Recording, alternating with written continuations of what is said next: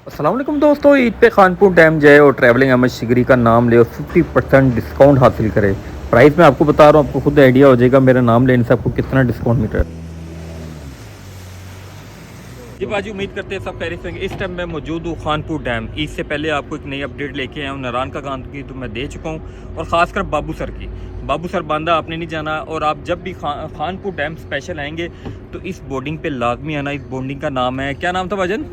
गंडारा boarding. इस पे number भी नीचे निशान भाई का चल रहा होगा। बोर्डिंग में दिखाऊं तो ये सिंगल राइड भी है, आपको मिलेगी यहाँ पे। और इसके अलावा अगर वीआईपी बताऊं तो वीआईपी भी यहाँ पे है।